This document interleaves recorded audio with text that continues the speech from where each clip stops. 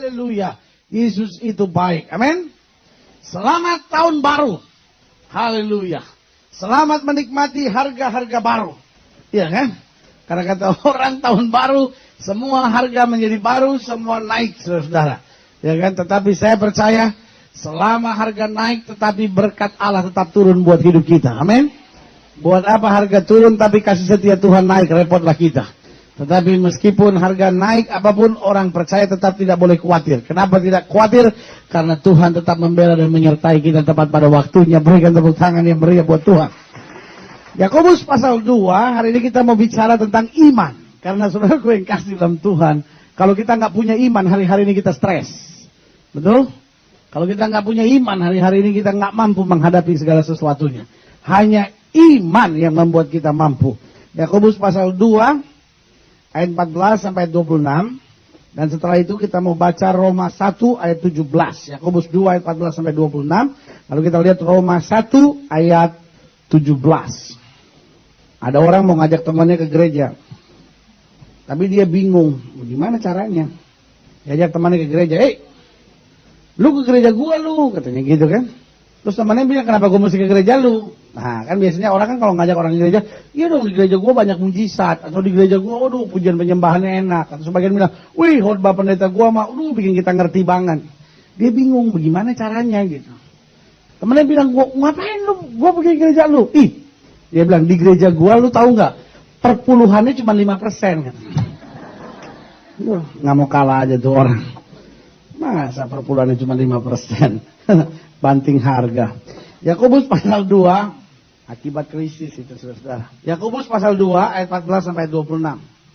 Iman tanpa perbuatan pada hakikatnya adalah mati. Apakah gunanya saudara-saudaraku, jika seorang mengatakan bahwa ia mempunyai iman, padahal ia tidak mempunyai perbuatan?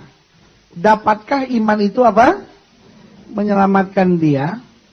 Jika seorang saudara atau saudari tidak mempunyai pakaian dan kekurangan makanan sehari-hari, dan seorang dari antara kamu berkata, selamat jalan, kenakanlah kain panas dan makanlah sampai kenyang, tapi ia tidak memberikan kepadanya apa yang perlu bagi tubuhnya, apakah gunanya itu? Demikian juga halnya dengan iman. Jika iman itu tidak disertai perbuatan, maka iman itu pada hakikatnya adalah mati. Tapi mungkin ada orang berkata, padamu ada iman dan padaku ada perbuatan. Aku akan menjawab dia, tunjukkanlah kepadaku imanmu itu tanpa perbuatan, dan aku akan menunjukkan kepadamu imanku dari apa? Perbuatan-perbuatanku. Engkau percaya bahwa hanya ada satu Allah saja, itu baik. Tetapi setan-setan pun juga percaya akan hal itu dan mereka gemetar. Hai manusia yang bebal, maukah engkau mengakui sekarang bahwa iman tanpa perbuatan adalah iman yang kosong? Bukankah Abraham bapak kita dibenarkan karena perbuatan-perbuatannya ketika ia mempersembahkan Ishak anaknya di atas mezbah? Kamu lihat bahwa iman bekerja sama dengan perbuatan-perbuatan. Dan oleh perbuatan-perbuatan itu, iman menjadi sempurna. Dengan jalan demikian, genaplah nas yang mengatakan, lalu percayalah Abraham kepada Allah, maka Allah memperhitungkan hal itu kepadanya sebagai kebenaran. Karena itu Abraham disebut sahabat Allah, friend of God, atau God's friend. Jadi kamu lihat, bahwa manusia dibenarkan karena perbuatan-perbuatannya dan bukan hanya karena iman. Jangan salah mengerti bahwa manusia tidak dibenarkan karena perbuatan, tapi justru karena iman yang disertai dengan perbuatan. Makanya di sini tulis dan bukan hanya karena iman. Berarti iman itulah dasarnya, tetapi bukan hanya iman tanpa perbuatan, tapi iman yang disertai dengan perbuatan. Ayat 25. Dan bukankah demikian juga Rahab, pelacur itu, dibenarkan karena perbuatan-perbuatannya ketika ia menyembunyikan orang-orang yang disuruh itu di dalam rumahnya, lalu menolong mereka lolos melalui jalan yang lain. Sebab seperti tubuh tanpa roh adalah mati, demikian jugalah iman tanpa perbuatan-perbuatan adalah mati. Roma 1 ayat 17. Sebab di dalamnya nyata kebenaran Allah yang bertolak dari iman dan memimpin kepada iman. Seperti ada tertulis, kita baca sama-sama, 1, 2, 3. Orang benar akan hidup oleh iman. Nah, saudara yang kasih dalam Tuhan, saya percaya iman bukanlah kata asing yang baru pertama kali kita dengar. Iman bukanlah kata aneh yang baru pertama kali kita dengar siang ini, sehingga kita harus bertanya pada orang di samping kita, apakah iman itu? Apa sih yang dimaksud sama Gilbert tentang iman itu? Tapi hari ini saya mau beritahu, iman adalah kata yang sudah sangat sering kita dengar. Saya percaya kalau kita menyebut diri kita beragama, maka tidak mungkin kita tidak mengerti kata iman. Tetapi saudaraku yang kasih dalam Tuhan, tahukah kita bahwa seringkali kita salah mengerti tentang iman? Ada banyak orang pikir hidup dalam iman itu berarti hidup dalam ilusi dan halusinasi. Ada banyak orang yang bilang, pendeta, saya tuh nggak bisa gitu hidup oleh iman. Karena saya ini orangnya apa-apa pakai rasio gitu. Dan rasanya kayaknya bertentangan gitu antara iman dan rasio. Saudaraku yang kasih dalam Tuhan, dunia memang sedang menaruh kenyataan. Sepertinya iman dan rasio adalah dua hal yang bertentangan. Sampai kan sering kali saya bilang, ada orang-orang yang bersaksi aneh sekali dan bilang, saudara-saudara, saya ini tadinya jauh sekali dari Tuhan, saudara-saudara, saya itu orangnya apa-apa pakai otak, apa-apa pakai otak. Tapi puji Tuhan, saudara-saudara, setelah saya dicelikan mata hati saya sama Tuhan, akhirnya saya menerima Yesus sebagai Tuhan dan Juru Selamat. Dan puji Tuhan, saudara-saudara, saya diberi kemampuan ilahi. Sampai sekarang saya nggak perlu pakai otak saya lagi, saudara-saudara. Haleluya. Saudara yang kasih dalam Tuhan itu orang bahaya sekali. Dia udah nggak pakai otak, saudara-saudara, ya kan? Orang udah nggak pakai otak, bahaya sekali, ya kan? Nah, saya percaya bahwa iman itu bukan berarti tidak pakai otak. Amin. Iman itu berarti otak kita tunduk pada firman Allah dan berjalan seturut kehendaknya. Berikan tepuk tangan yang meriah buat Tuhan. Jadi saya ulangi sekali lagi, iman bukan berarti, oh ya saya hidup dalam iman, ya saya nunggu. No, iman itu sesuatu yang sangat nyata. Makanya Alkitab bilang, kamu beriman baik, tunjukkan imanmu lewat apa? Perbuatanmu, tunjukkan imanmu lewat keseharian hidupmu. Nah, saya coba pelajari sebetulnya bagaimana iman bekerja. Saya perhatikan ada beberapa ayat firman Tuhan yang akan menolong kita. Yang pertama, coba saudara lihat 2 Korintus 10. 2 Korintus pasal 10 ayat 4. 2 Korintus 10 ayat 4. Karena senjata kami dalam perjuangan, dikatakan apa? Bukanlah senjata duniawi, melainkan senjata yang diperlengkapi dengan kuasa Allah yang sanggup untuk apa? Meruntuhkan benteng-benteng. Kami mematahkan setiap siasat orang dan merubuhkan setiap kubu yang dibangun oleh keangkuhan manusia untuk menentang pengenalan akan Allah. Kami, perhatikan baik, kami menawan segala pikiran dan dikatakan apa? Menaklukkannya kepada Kristus. Jadi bagaimana sebetulnya iman bekerja? Yang pertama saya pelajari, iman menundukkan pikiran kita agar sejalan dengan firman Allah. Saya ulangi sekali lagi. Bagaimana iman bekerja? Iman menundukkan pikiran kita sehingga sejalan dengan firman Allah. Tahukah saudara bahwa kalau sudah menghadapi masalah, yang pertama diserang oleh setan dalam hidup saudara adalah pikiran saudara. Makanya selalu saya bilang, our mind is the battlefield. Pikiran kita adalah apa? Tempat peperangan. Jadi kalau saudara menghadapi masalah, hal yang pertama yang setan buat adalah menyerang pikiran saudara. Mungkin saudara menantang setan berkata, pendeta kalau saya udah bertobat, saya udah lahir baru, setan masih bisa menyerang pikiran saya enggak? Dengar baik. Roh kita dijaga oleh Tuhan. Sama-sama bilang sama saya, roh saya dijaga Tuhan. Roh kita dijaga oleh Tuhan. Amin. Tapi kita punya pikiran, itu the free zone. Area bebas. Kenapa saya bilang area bebas? Karena manusia diciptakan dengan free will, dengan kehendak bebas. Betul? Dan will kita, kehendak kita, sangat ditentukan dengan pikiran kita. Sehingga konsekuensi dari free will, Allah harus memberikan free zone dalam pikiran kita. Sebab kalau pikiran kita dikuasai oleh firman Allah, kita tidak ada ubahnya sama seperti robot. Tuhan bilang maju. Stop. Hormat.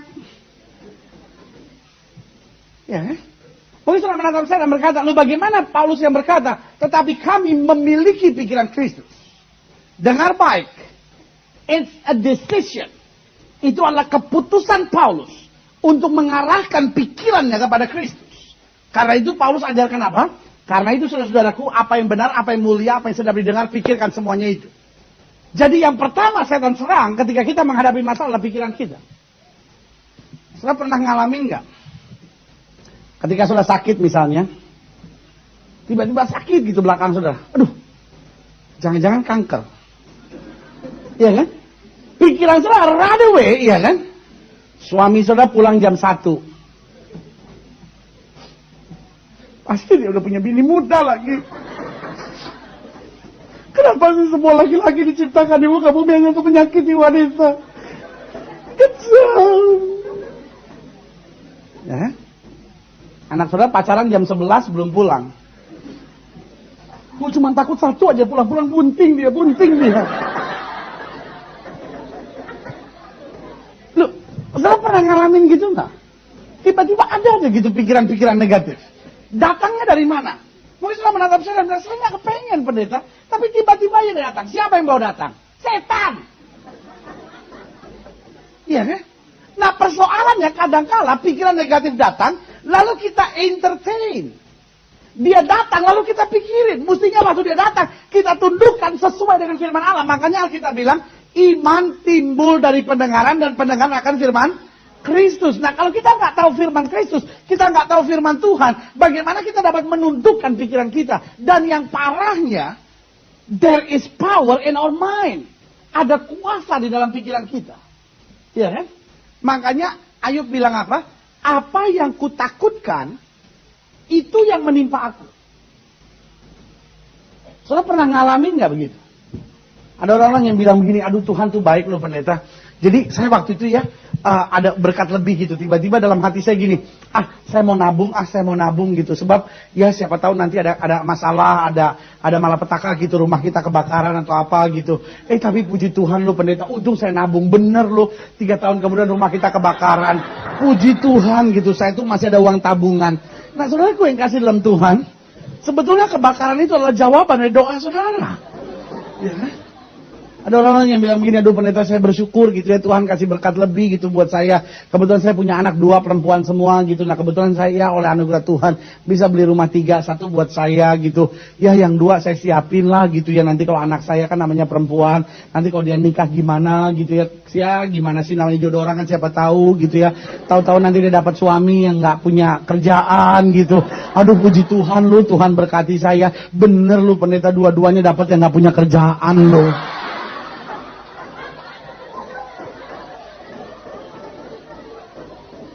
Ya.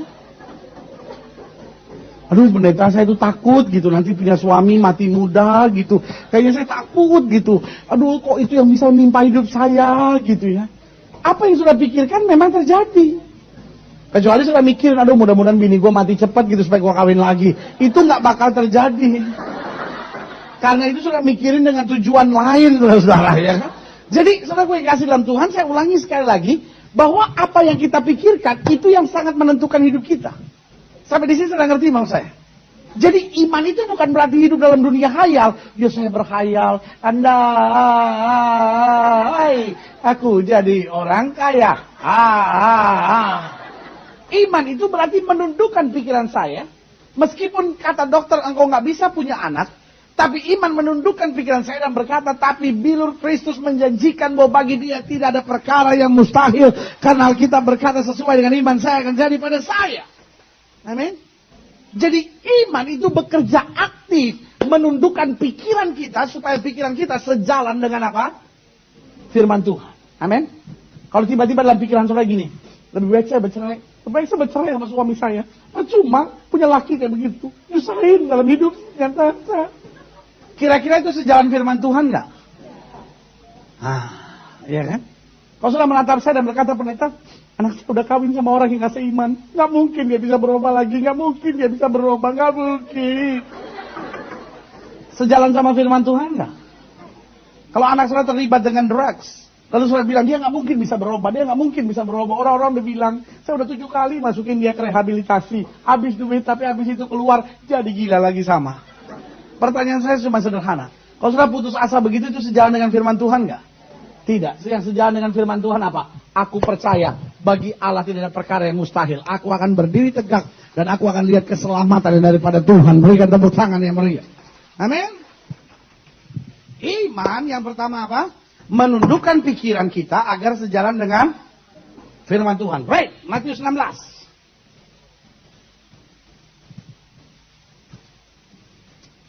Ada orang beriman aneh. Lihat mobil orang di tempat parkir, dia kelilingin 7 kali, dalam nama Yesus, dalam nama Yesus. Bukan mobil yang dia dapat, satpam yang dapat tangkap dia. Dia lihat bini orang cakep, dia doain dalam nama Yesus Tuhan. Bagi Allah tidak ada perkara yang mustahil. Nggak ditempeleng sama lakinya juga udah mujizat, saudara, ya kan? Memang orang sekarang banyak yang aneh-aneh. Itu bukan iman. Imanudin. Matius 16 ayat 25. Kita punya iman jangan yang aneh-aneh. Iman itu yang pertama apa? Menundukkan pikiran supaya sejalan dengan firman Tuhan. Right. Ayat 25. Karena barang siapa mau menyelamatkan nyawanya, kata Alkitab apa? Ia akan kehilangan nyawanya. Tetapi barang siapa apa?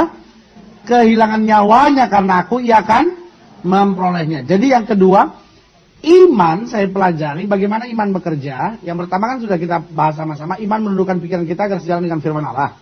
Yang kedua, iman membuat kita rela kehilangan apa saja demi Kristus. Itu iman. Iman membuat kita rela. Jadi bagaimana iman bekerja? Iman tuh membuat kita rela kehilangan apa saja demi Kristus. Makanya sudah pelajari nggak?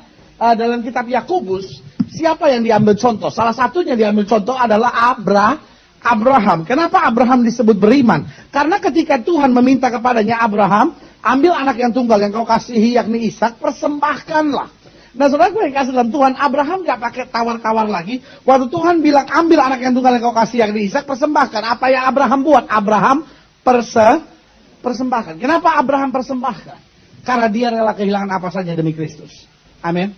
Banyak kali kita bilang, oh ya saya beriman, oh ya saya beriman. Tapi kita gak rela kehilangan. Ya kan?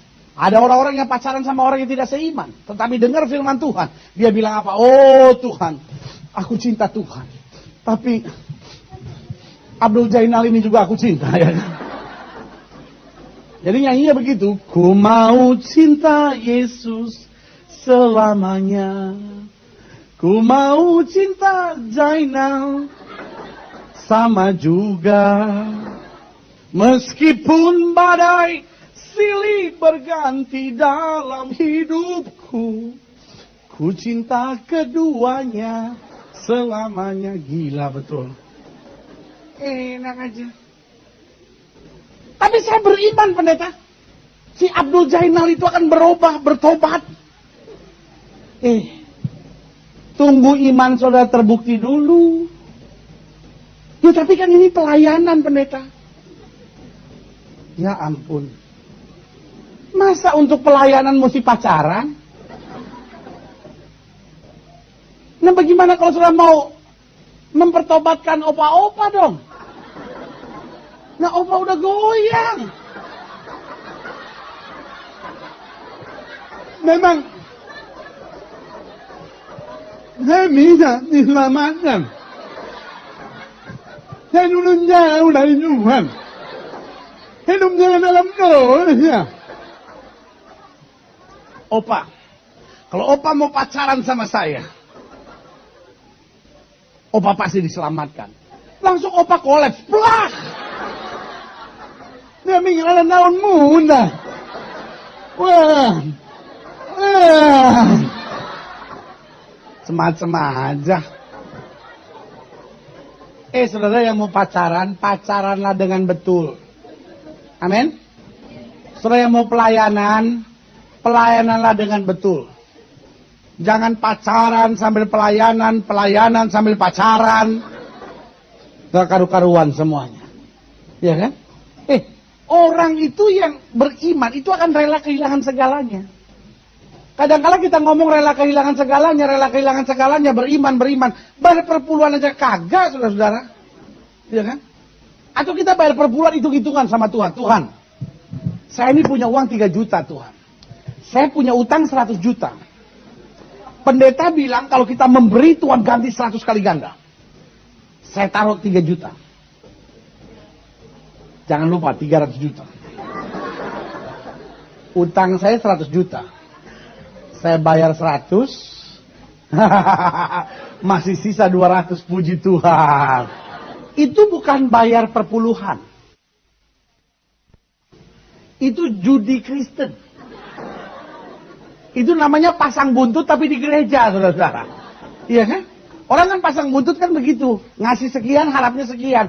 Saudara, gue yang kasih dalam Tuhan. Alkitab bilang, orang yang rela kehilangan segalanya, justru akan mendapatkan segalanya. Orang yang beriman itu orang yang gak hitung-hitungan sama Tuhan. Orang yang beriman, orang yang berkata, Tuhan, apapun yang Tuhan ingin ambil dari hidup saya, ambil. Amin. Karena dia rela kehilangan segalanya. Dia rela bangun lebih pagi hanya untuk doa dan baca Alkitab. Bagi saya, engkau adalah orang yang paling munafik di muka bumi. Saya ulangi sekali lagi. Bagi saya, engkau adalah orang yang paling munafik di muka bumi. Toh minggu depan saya nggak ada ini. Ya. Kita namanya minggu depan nggak ada, sekarang kita ngomong yang kenceng-kenceng aja ya kan. Sudah mau marah minggu depan nggak ketemu lagi. Minggu depan saya mau ke Surabaya dulu ya kan. Tapi habis itu minggu depan satu lagi udah balik.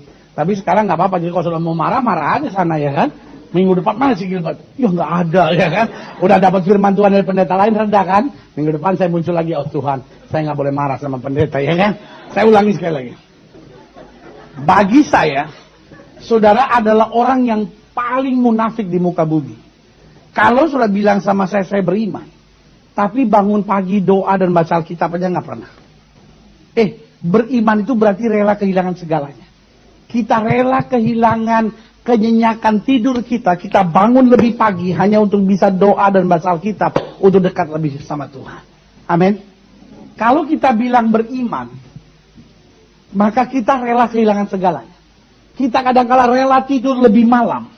Hanya supaya kita bisa baca Alkitab lebih banyak lagi. Amin.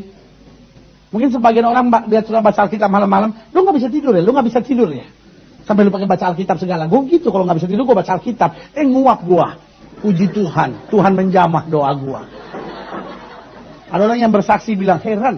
Saya tuh gak pernah bisa tidur. Gak pernah bisa tidur. Cuma di gereja aja kalau pendeta khotbah saya bisa ketiduran. Itu kesaksian yang menyebalkan pendeta. Pendeta senang dia bersaksi. Tetapi isi kesaksian yang mendongkolkan hati. Saudara, iya kan?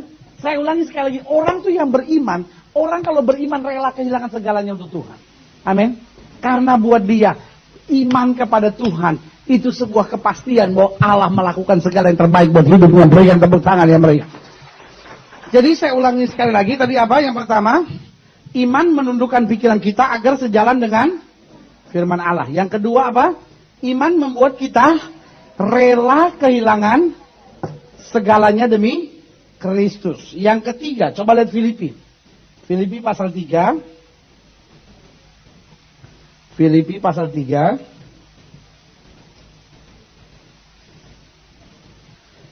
Ayat yang ke-7. Tetapi apa yang dahulu merupakan keuntungan bagiku, sekarang apa? Kuanggap rugi karena Kristus. Malahan segala sesuatu kuanggap rugi. Karena pengenalan akan Kristus Yesus Tuhanku, dikatakan apa? Lebih mulia daripada semuanya. Oleh karena dialah aku telah melepaskan semuanya itu dan menganggapnya sampah. Supaya aku memperoleh Kristus. Jadi yang ketiga saya pelajari. Iman merubah kesenangan-kesenangan kita. Sehingga sesuai dengan apa yang Kristus kehendaki. Saya ulangi sekali lagi. Iman merubah kesenangan-kesenangan kita. Paulus bilang apa? Apa yang dulu ku anggap keuntungan, sekarang ku anggap sampah. Apa yang dulu ku anggap keuntungan, sekarang ku anggap apa? Kerugian. Dari sini sudah bisa lihat bahwa iman merubah apa? kesenangan-kesenangan kita, sehingga apa? Sesuai dengan apa yang Kristus kehendaki.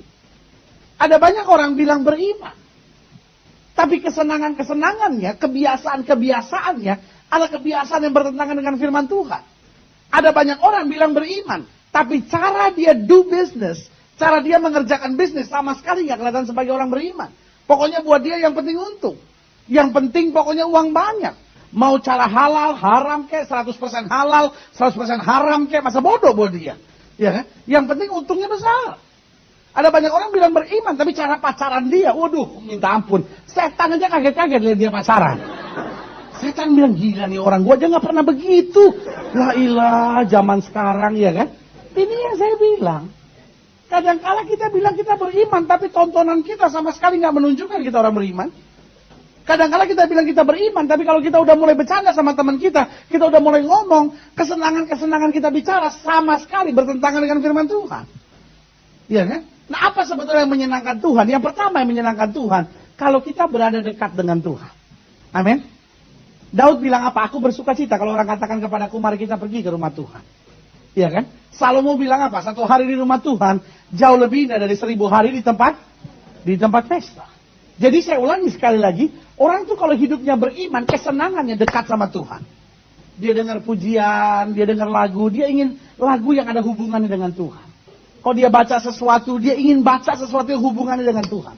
Kalau dia ngomong gitu sama orang, dia ingin ngomong sesuatu yang berhubungan dengan Tuhan. Dia nggak tertarik tuh ngomongin kesalahan orang. Lu udah tahu belum? Kan gini, masa.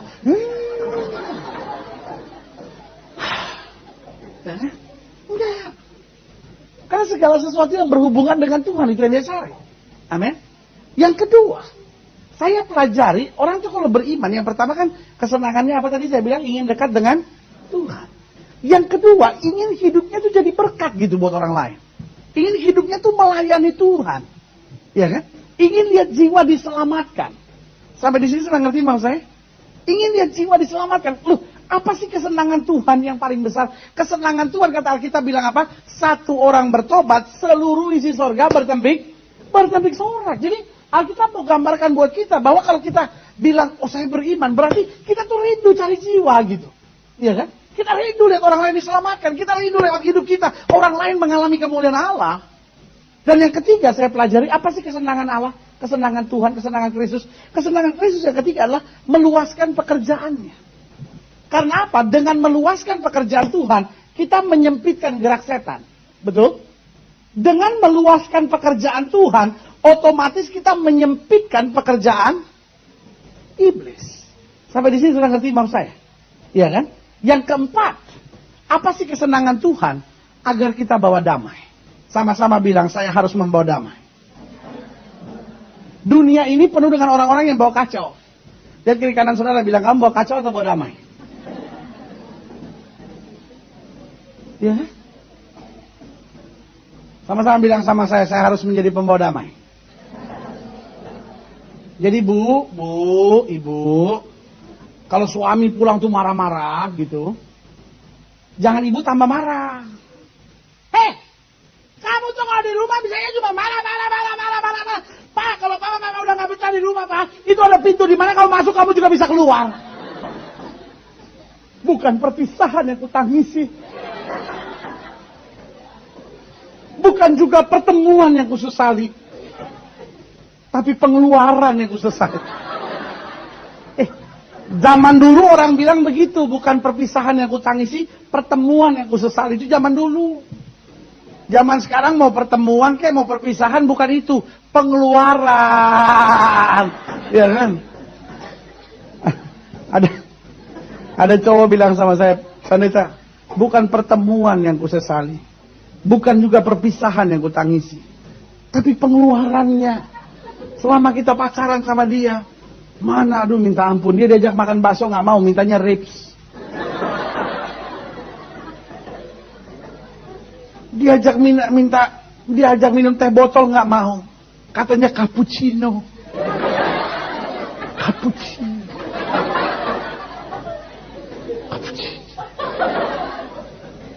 Nah, makan cappuccino sama singkong. Jangan heran kalau sakit perut. Di dalam nggak kenal dia. Kamu siapa? Cappuccino. Tumben saya bersama kamu. Ya, biasa minum bandrek aja cappuccino. La ilaha illallah. Kembali aja lah ke selera asal. Cappuccino lagi, la ilaha illallah. Minta ampun. Saya tahu nggak cappuccino apaan? Kopi pakai busa. Kalau cappuccino mahal pakai rinso di atasnya. Bebusa dia di atas. Beli kopi tubruk, taruh rinso sedikit kocok di atas, bebusa dia. Aduh, minta ampun orang zaman sekarang.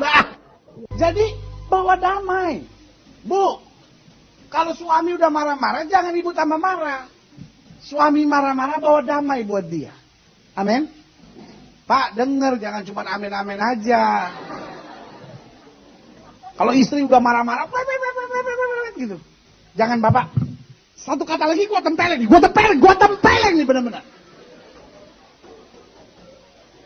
Jangan atuh Pak, bawa damai. Amin. Dunia ini sedang kehilangan orang yang bawa damai. Saya percaya orang yang bawa damai, kalau dia istri yang disayang suami. Amin. Bu, istri disayang suami bukan karena sekedar penampilan. Pakai roll rambut. Maksudnya supaya mantep. Tapi suami setiap kali ngeliat rollnya melulu. Iya kan? Ada yang pakai kabel. Wih, minta ampun. Ada yang mukanya dikelet. Pakai apa nggak tahu tuh. Pokoknya teklet melulu mukanya. Jadi kulitnya merah-merah tuh. Imut-imut seperti bayi. Tapi tetap aja kelihatan tuanya. Ada tuh yang teklet-teklet gitu. Katanya pengobatan model baru. Saudara, kalau mau pakai kulit yang teklet itu gampang. Cuci muka aja pakai minyak tanah. Pasti teklet, saya jamin. Teklet, nanti kalau udah mulai sembuh lagi, cuci lagi pakai minyak tanah. Lama-lama minyak tanah udah kebal pakai solar. Mahal-mahal deh. Tapi itu kan masih lebih murah. Orang sekarang memang aneh. Katanya supaya suaminya sayang. Bu, istri pembawa damai itu pasti disayang suami. Amin. Suami pembawa damai pasti dikagumi istri. Anak muda pembawa damai jodohnya cepat. Udah jangan Kalau udah belum dapat aja, tenang-tenang. Kenapa sih?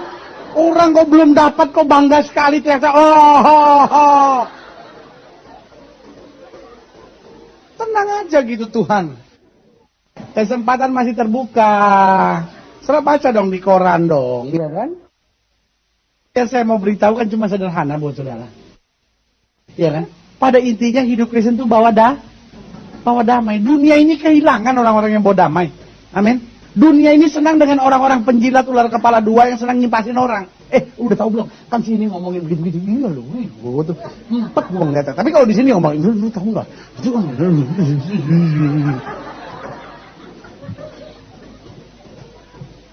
Dunia ini penuh penjilat-penjilat, saudara. Lihat kiri kanan saudara, tanya, kamu penjilat bukan? Saya soalnya nggak enak ngomongnya. Kalau saya ngomong kan saudara tersinggung, ya kan? Tapi kalau sesama penjilat ngomong kan nggak apa-apa ya. Kan saya udah bilang minggu depan saya nggak ada. Saya ngomong enak-enak aja ya kan. Selama tersinggung marah aja sama bini saudara, jangan sama saya. Tapi saya bilang bener. Setelah di kantor nih, setelah maju nih, pasti ada penjilat. Yang di samping selalu ngomong kiri, ngomong kanan, ngomong di depan selalu baik. Apa kabar? Empat. Banyak orang ngomongin di belakang saudara. Tapi hari ini saya mau beritahu ya buat saudara.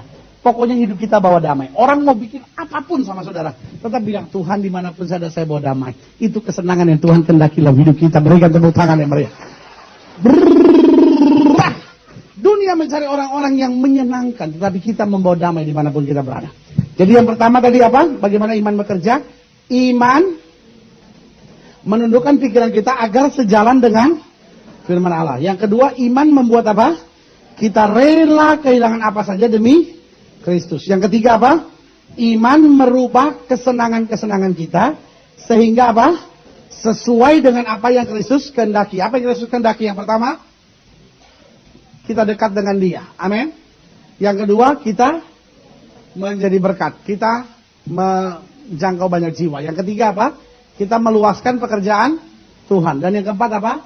Kita membawa damai. Karena Alkitab bilang orang yang membawa damai akan disebut sebagai anak Allah. 1 Korintus 9 ayat 16. Karena jika aku memberitakan Injil, aku tidak mempunyai alasan untuk apa? Memegahkan diri. Sebab itu adalah apa? It's a must for me. Itu adalah keharusan bagiku. Bagian terakhir ayat yang ke-16 kita baca sama-sama. 1, 2, 3. Celakalah aku jika aku apa?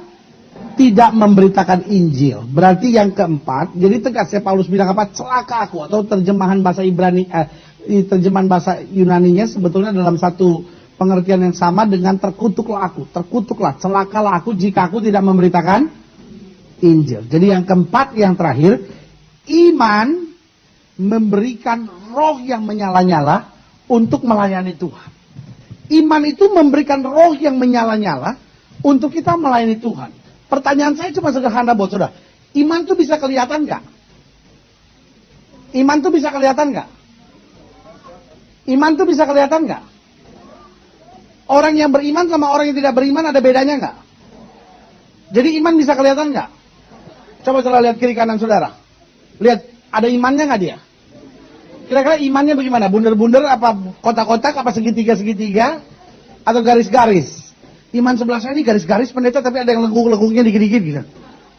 Iman bisa kelihatan nggak? Saya bisa lihat bedanya orang beriman sama orang nggak beriman nggak? Bisa. Tapi kelihatan nggak? Tapi ada bedanya nggak? Saya tuh bingung banget sih. Ada bedanya tapi nggak kelihatan. Gimana maksudnya? Saya nggak ngerti itu. Saya cuma bingung sama kalimat saya aja kan, diputer-puter lama-lama. Ini pendeta bikin bingung gua nih, udah siang-siang begini. Roti udah gue lihat tapi gue belum dibagiin nih. Saya soalnya udah mulai curiga, setiap kali saya jam 1 penuh, jam 6 kurang. Saya tadi baru perhatiin, saya tadi datangnya soalnya kebaktian belum mulai, saya udah datang, saya lihat, oh dibagiin roti.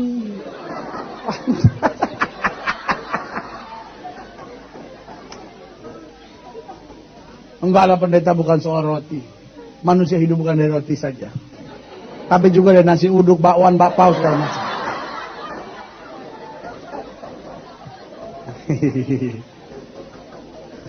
Kita kembali. Lihat, saudara, gue yang kasih dalam Tuhan. Jadi, saya ulangi sekali lagi. Orang beriman bisa kelihatan nggak? Ada perbedaannya nggak? Ada. Bisa kelihatan nggak? Bisa. Tahu nggak bagaimana ngelihatnya? Dari semangatnya. Saya dari sini aja lihat saudara dengar firman Tuhan, saya bisa lihat siapa yang beriman, siapa yang enggak. Benar. Ada saudara yang saya perhatiin udah 7 kali dia nguap. 3 kali dia giniin. Saya nggak tahu apa maksudnya, apa dia Tarsan atau apa, saya nggak ngerti. Saya cuma khawatir sebentar lagi macan keluar nih. Dia gini, dia pikir saya nggak lihat, kan kelihatan kita di depan sini, iya kan? Kiri kanannya nggak ngelihat, belakangnya nggak ngelihat. Kita dari sini mah tegebak, sampai giginya ada berapa yang bolong, ada berapa aja bisa kelihatan. Ada yang gini langsung. Malu kok, malu.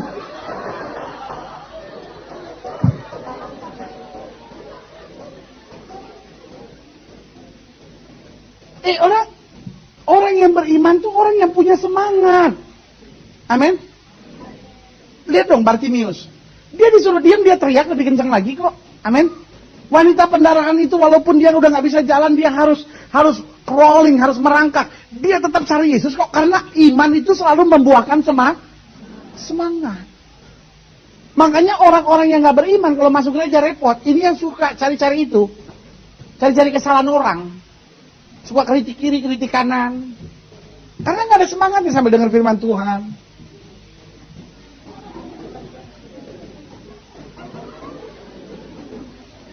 Tuh ibu antingnya gede banget seperti rantai monyet. aja kritiknya.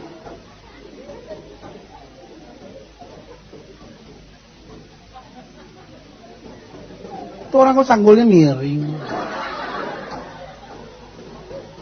Ih, tuh bapak kuping kiri sama kuping kanannya nggak simetris. Ada aja. Entar pengerja dikritik. Kan ada pengerja yang mundar mandir gitu kan, aktif gitu kan, dikritik sama dia. Heran nggak bisa duduk tenang nih orang. Nyari perhatian orang melulu nih orang. Salah.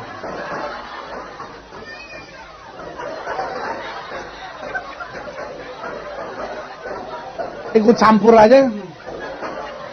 Tapi ada pengerja yang diem, nggak gerak-gerak, duduk aja terus. Orang bilang, jadi pengerja kok malas banget. Berbuat sesuatu kayak apa kek? Nah pengerja jalan salah duduk salah, mesti gelayutan dia di atas sini. Enak aja saudara. Nanti pemimpin pujian. Ada pemimpin pujian kan kalau memimpin dia lompat sana sampai sini, waduh lompat-lompat terus dia. Dia pikir dia kanguru apa? Ada lagi ada pemimpin pujian yang dari depan sampai belakang diam aja gitu. Ku tak pandang dari gereja mana.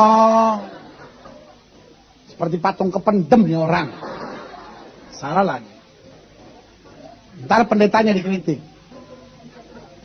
Ada pendeta yang kalau khotbah pendek. Cuma 30 menit, 25 menit udah amin. Kurang bahan. Apalagi pendeta yang kalau khotbah panjang. 1 jam setengah. Hampir 2 jam. Ini orang di rumahnya gak bisa ngomong apa sama bininya. Semuanya ditumpahin di kebaktian. Kurang hikmat banget nih orang. Salah lagi. Ada pendeta yang kalau khotbah suka lucu. Udah kalau khotbah suka lucu sendiri aja tuh.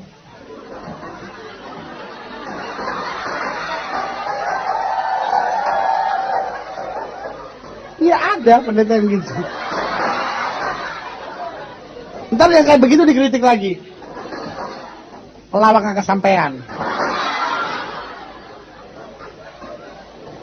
Tapi ada orang yang kalau khotbah tegang sekali. Dari pertama sampai terakhir, tegang aja gitu. Saudara-saudara, Yesus itu saudara-saudara. Dialah Allah yang berkuasa saudara-saudara. Dan jika kita buka hati saudara-saudara, dia masuk dalam hati kita. Dan saudara-saudara, saya mau bilang, lagi berantem sama bini, Pak. Tegang banget. Ini orang yang gak punya iman, saya suka begitu, kritik-kritik orang tuh. Jadi kalau sudah dengar ada orang kritik, apa-apa kritik gitu. Soalnya tuh jangan ikut-ikutan. Oh iya. Lama-lama orang kurang iman. Ya kan? Karena orang yang beriman semangat untuk melayani Tuhan. Amin. Doa saya cuma sederhana. Di tahun 2003 ini. Setiap saudara di gereja Tiberias Indonesia ini. Jadi orang-orang tuh yang punya semangat menyala-nyala untuk Tuhan. Amin. Tuhan. Tepuk tangan kok gak kompak banget. Oh tepuk tangan rame-rame apa tepuk tangan?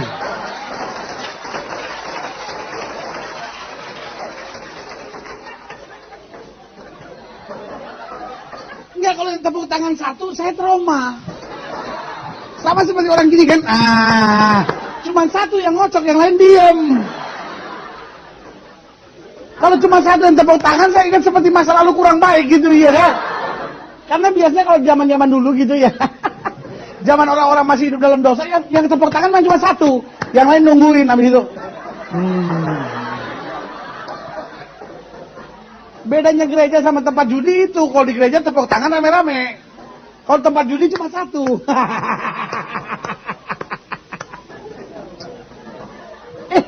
Saudara, orang yang beriman itu dia semangat melayani Tuhan. Amin. Karena iman tanpa perbuatan pada hakikatnya mati. Kita jangan bilang, saya cinta Tuhan, tapi nggak pernah bertindak apa-apa. Doa saya tahun 2003 ini harus jadi tahun iman buat kita. Amin. Dan kalau tahun 2003 menjadi tahun iman, saya percaya tahun ini akan menjadi tahun berkat, tahun kemenangan, tahun mujizat. Amin. Orang boleh bilang apapun. Orang boleh bilang apapun di tahun ini. Saudara-saudara, saudara boleh sepintar apapun, saudara boleh sekaya apapun. Tapi kalau sudah jalani tahun ini dengan kekuatan sudah sendiri, sudah pasti jatuh.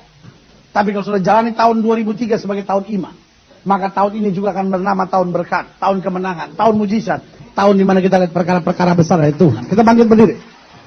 Kita datang pada Tuhan. Orang boleh bicara tahun ini tahun sukar. Orang boleh bicara tahun ini tahun yang keras. Tapi sebagai hamba Allah saya ingatkan, tahun ini harus menjadi tahun iman buat kita. Tahun di mana iman kita dilatih oleh Tuhan. Sehingga kita menundukkan segala pikiran. Dan berkata, aku percaya. Apa yang mustahil sekalipun bagi manusia, tidak ada yang mustahil bagi Allah. Musik main dengan sangat lembut, hanya dekat Allahku. Rasa tenang hatiku. Masing-masing kita tundukkan kepala. Biarkan Roh Kudus jamah hidup kita. Kekuatan baru, anugerahnya, kasih setianya mengalir di tengah-tengah kita. Ini sama-sama katakan, hanya dekat Allahku. Hanya dekat Allahku. Rasa tenang, tenang hatiku. Kau sertai jalanku. Katakan sepanjang hidupku, sepanjang hidupku. Sama-sama katakan, hanya dekat padamu, hanya dekat padamu. Ada kekuatan baru, kekuatan baru. Kaulah perlindunganku, keselamatanku. Katakan sama-sama, ku ingin selalu bersekutu denganmu, denganmu, menikmati hadiratmu, di hadiratmu. Katakan, Yesus, ini aku rindukan. Biarkan Roh-Mu tinggal dalam hidupku. Hidup sungguh indah bersamamu, indah bersamaku selamanya. Katakan sama-sama, ku ingin selalu.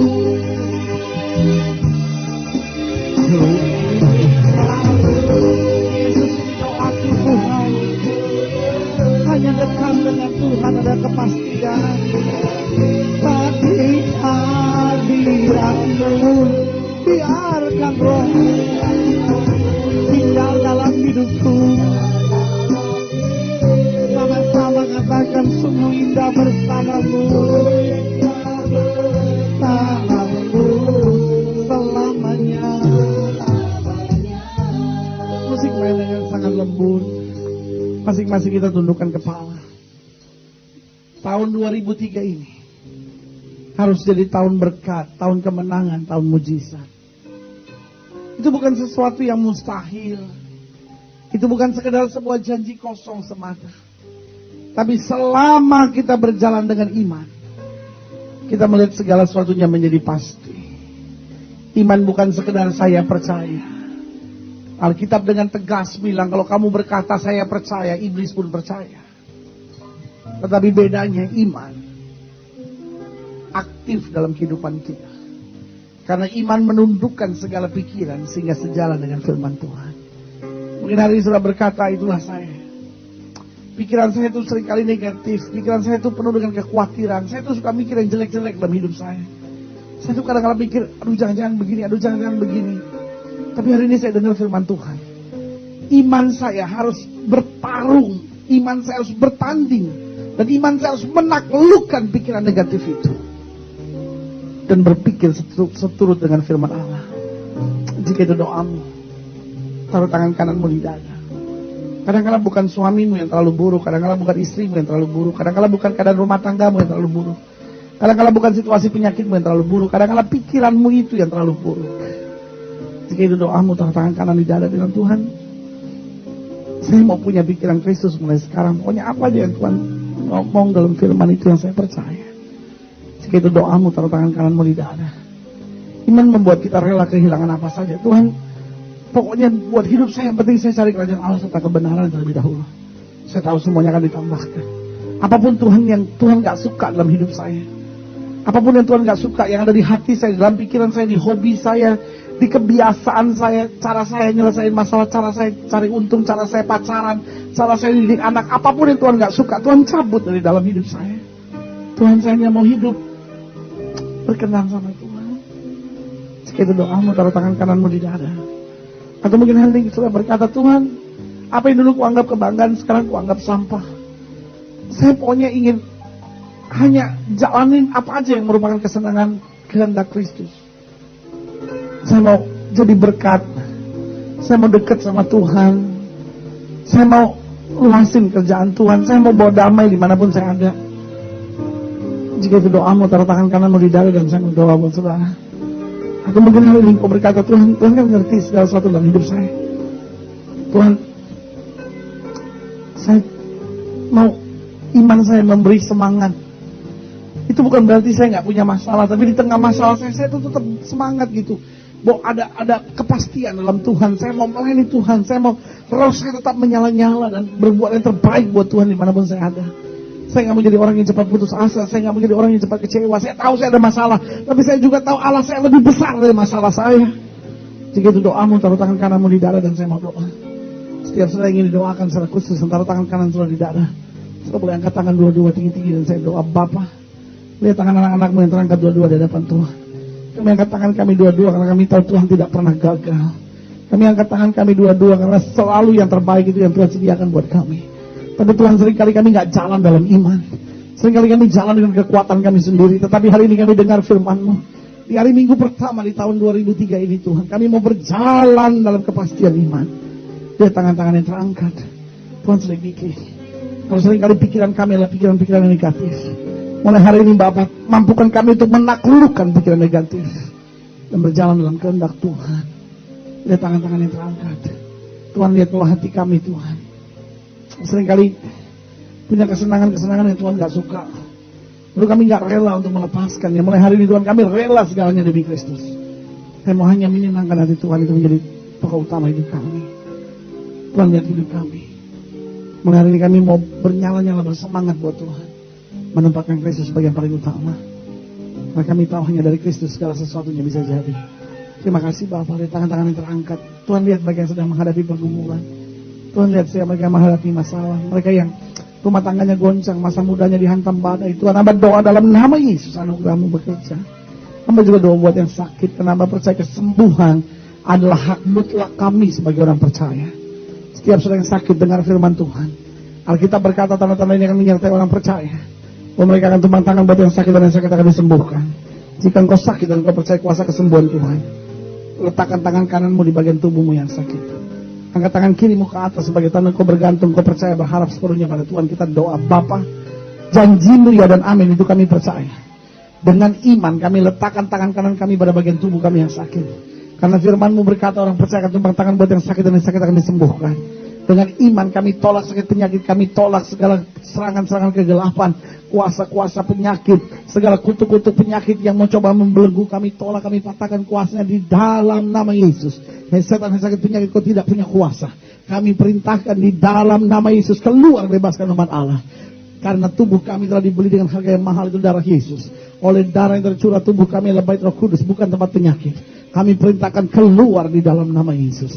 Karena kami percaya bahwa mujizat itu pasti, kesembuhan itu pasti. Karena Yesus kami tidak berubah dulu, kemarin, hari ini, dan sampai selama-lamanya. Karena itu dengan iman kami nyatakan, oleh bilur-bilur Kristus, kami yang percaya sudah dijamah dan disembuhkan Tuhan dengan kuasa-Mu yang luar biasa. Haleluya. Kami bersorak, kami bersuka cita untuk anugerah yang terjadi. Haleluya. Silakan turunkan tangan, Tuhan berkati Bapa ke dalam tangan Tuhan yang kuat. Hamba menyerahkan jemaat-Mu, pagari dan benteng ya Allah, sehingga mulai hari ini apapun yang kami kerjakan berhasil dalam nama Yesus. Kemanapun kami pergi berkat Tuhan menyertai. Dan hamba doa di tahun 2003 ini digenapkan firman-Mu atas hidup mereka, bahwa mereka tidak akan turun tapi diangkat naik, tidak menjadi ekor, dipimpin menjadi kepala. Hamba doa digenapkan firman-Mu bahwa satu orang bertobat, seluruh isi rumah tangga diselamatkan, sehingga kami semua berkata, aku dan sisi keluargaku melayani Tuhan. Biarlah hidup kami tetap menyenangkan hati-Mu, dan dimanapun kami ada, nama Tuhan dipermuliakan. Tutup mata kita, angkat tangan dua-duanya, nyanyi refnya saja. Katakan, ku ingin selalu Ku ingin selalu bersatu denganmu. Tutup mata kita, angkat tangan dua-dua. Kita baca Yesus. Ini doaku di tahun baru ini. Tinggal dalam hidupku.